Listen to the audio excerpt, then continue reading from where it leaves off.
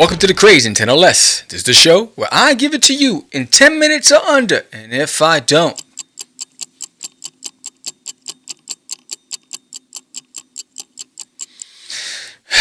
it's a process. What am I going to tell you? Anyway, is the bag worth it when you reach the top and there's nobody there to celebrate you? That's the topic of the day. I'm Sam the Crazy Man Vera. Stop acting up. Let's get it.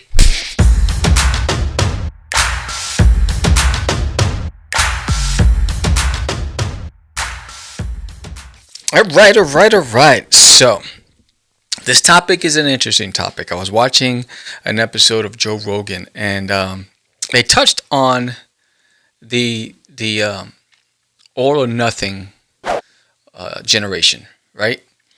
And we see and we hear in the news all this time about depression. We hear about how people are coping with things, but there's one specific thing that I think is contributing to all that. And I think it's that risk it all.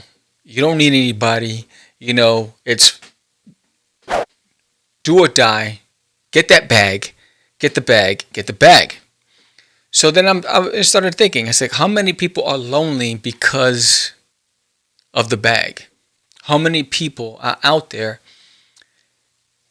and all they did was sacrifice everything. Sacrifice their family, their personal lives, just to get the bag. And then when they reach the top, and they're there on stage, and they're getting an award, there's nobody there to celebrate them. Was it worth it? So in order to understand that, I want to go back a little bit because, in my generation, this is where, gotta, bring that age in. In my generation, when I grew up, it was about family. In fact, there was an organization called Focus on the Family, right? That was a big thing. We ate at the table, we prayed together, we played together. It was all about the community. And it was always about success through collaboration and helping each other. And what I've watched as the generations have changed and evolved, the theme changed to you don't need anybody. You can do it yourself. Don't believe the hype. Don't let anybody stop you. Every minute you waste, someone else is taking your bag. You got to go at it. You got to go and do it.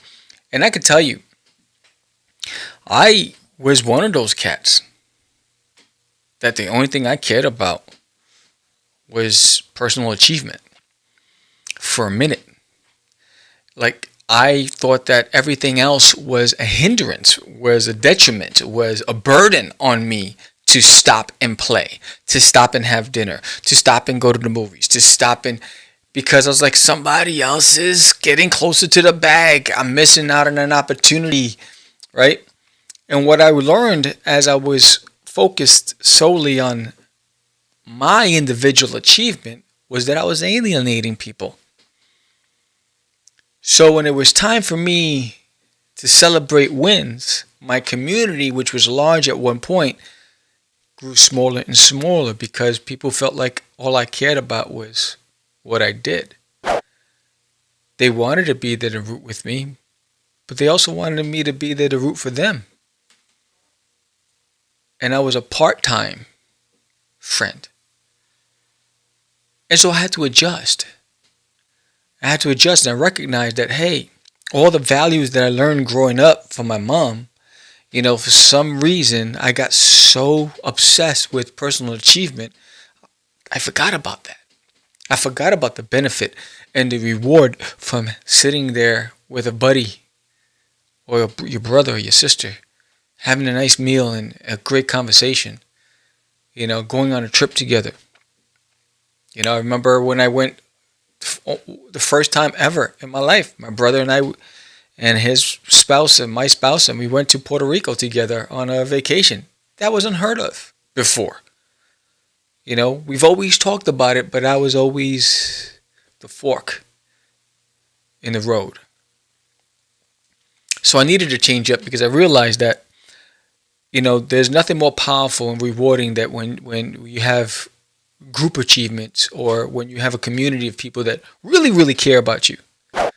You know, because there's going to be a lot of people that you come across in life that either are paid to cheer you on because that's their business. Maybe whatever it is. If you're in comics and you receive an Eisner Award, the community has to cheer you on because that's what the community does. But where's the friend? Where is the family member? You know, that risk it all or nothing should be changed. It should be family first, career second, right? And how does that work? Because if you have a strong nucleus, you have a strong foundation, you're going to have that extra push that you're going to need to muscle through to achieve what you need to do. Why go at it alone? You know, but today what you hear, and you hear a lot of these influencers saying, you know, this is all I do. Morning, noon, and night. All I do. You know, it's interesting because I recently just went to, it was supposed to be a family thing. We were going to go see the tree lighting in Dallas, Texas. It was supposed to be a family thing, but my wife had to work. My brother-in-law and his wife and kids couldn't go. So it was just my sister-in-law. And she didn't know if I still wanted to go because I was excited about the group. And I was like, look, let's go. You know, I had moved out to Texas to be closer to her family. And we had a great time. We had a great conversation. We had hot chocolate. You know, we had gyros or gyros, whatever you want to say it. And we had a great conversation. And she's also been one of the biggest cheerleaders of what I do. Right? And so for me, that moment you can't take back. That experience you can't take back. It was fun. I had a great time. And so the purpose of this conversation is don't get so obsessed with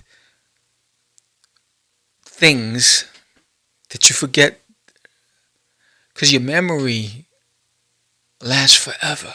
And if you have no memories to reflect on, then what do you have? Those shared experiences, those shared moments.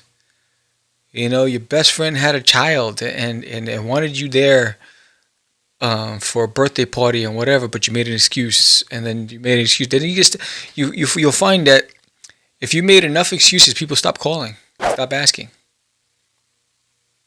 And then one day you're like, oh, you know, you run into them. Oh, I wish I would have known. Well, you never cared before, right? So you're like, what does this have to do with comics? It has everything to do with everything. It has everything to do with everything. So if you're one of those that are so determined to get the bag, like I was at one point,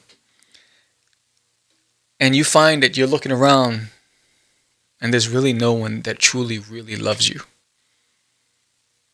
and wants to see the best for you around, or you found that because you've really alienated yourself that when you call them, they don't have time for you anymore, maybe it's time to make an adjustment.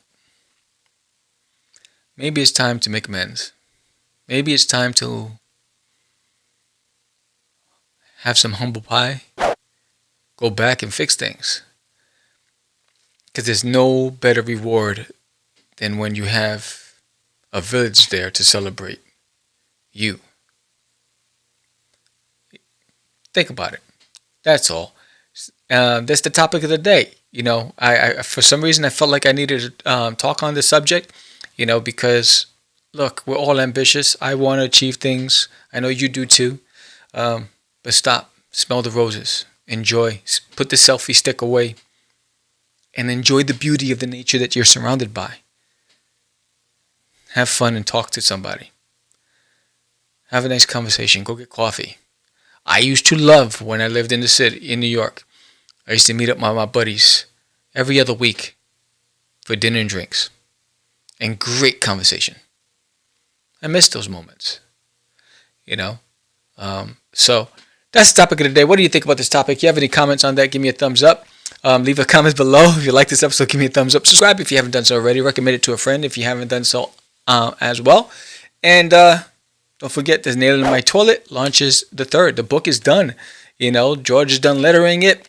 I finished all the illustrations. It's being sent for proofs.